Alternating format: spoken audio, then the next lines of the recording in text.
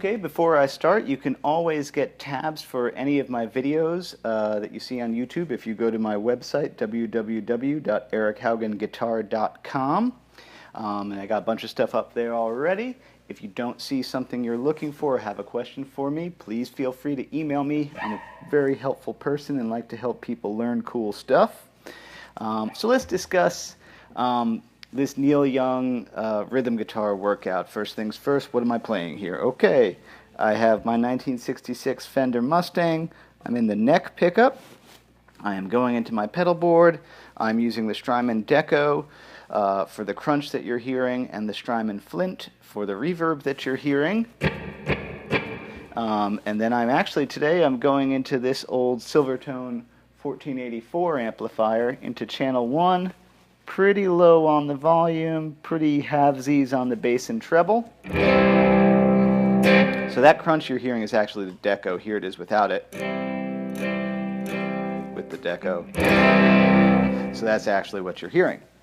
Now this lesson it's really all about kind of elegant right hand, left hand working together type stuff to get in there with, just your open chords, the chords that you know and love so well, but maybe get a little more out of them because, if you come from like a Neil Young world, there's a lot of country in his playing, and so let's talk about what's going on there. So the chord progression is C,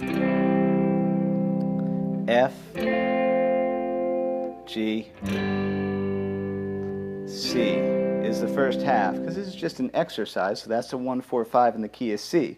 Now what I am doing, I have some palm muting going on, and so I'm going to break those chords into pieces. I'm going to rotate this way, hopefully you can see. That's my basic stroke for the C.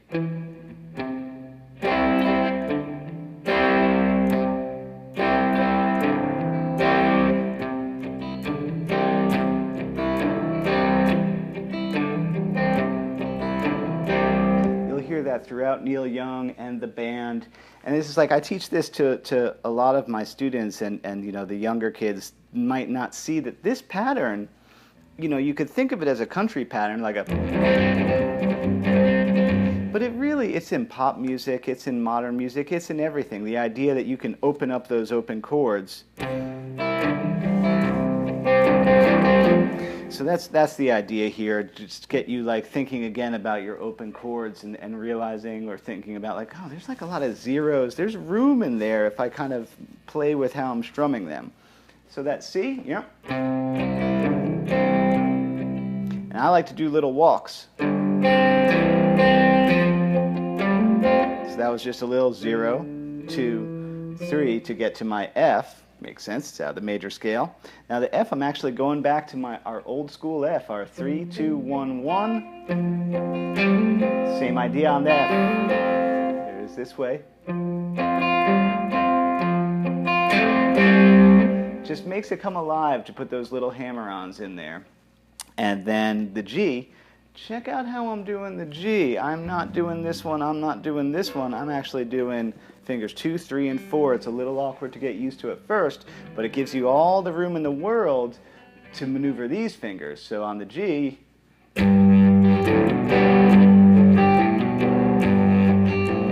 that's, yeah. And notice I get him out of the way when I do that hammer on. Let me see if I can do it while holding it. Probably not on this guitar at least. Chokes it. Can't do it. I'll blame the 7.25 radius of this vintage guitar, but yeah, I'm just being sloppy.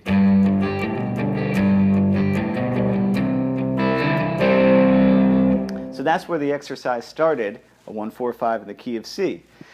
Me being me, I'm like, well, let me go into minor because I like minor keys so much. So I transitioned using an E7 chord. That same idea. To bridge over, E7 works as a transition over to A minor. I'm going to do the same idea to A minor. And I'll walk up to D. D minor in this case, and then this is just me, I put a walk immediately back down. Let me talk about that because I like that move. So I'm doing my D minor. Again, I do my D minor with those 3 fingers. I know most books will tell you to do it with those fingers. I like having this finger free.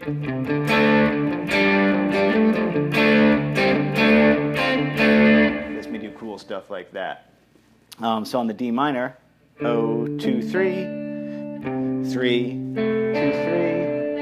2, 2, 3, 0. Yeah, it gives me a... Then, because I'm in A minor, that's an E minor I got. And this time I'm kind of down low, so I'm using this F. Again, if you don't know or like to use this F, I verily encourage you to do so. 1, 2, 3, 3. You'll see all the old school guitar players play it like that. That's how Neil Young, Bob Dylan, just that's kind of how they used to do it. Not this one, not this one. This, because it's easier to get to C, G, F. It's just hand angles. It's all about hand angles. That looks easier. That's awkward. Look at that. That's weird. So I like these things because they have a good amount of Farfignugan to them.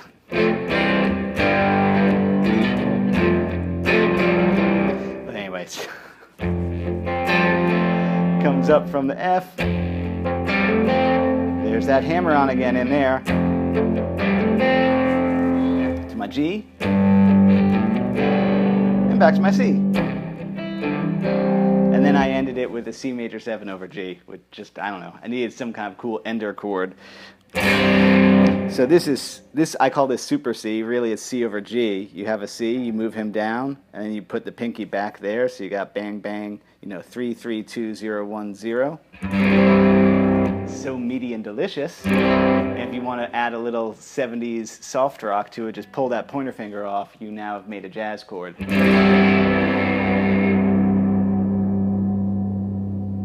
Yeah, a well-placed major 7th chord always has a little bit of magic to it. So I think that explains it all.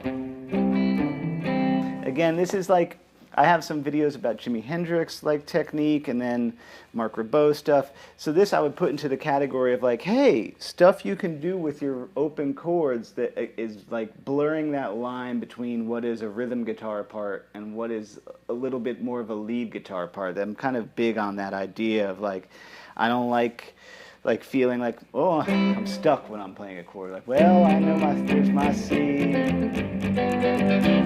You can put hammer-ons, you could put walks in there, you could connect it to a little 6th thing, you could put a pentatonic in there. There's all these things you could do as a rhythm guitar player that aren't just, like a claw grab of a chord that you're just holding. I really like to, be loose and free and find cool open things in there.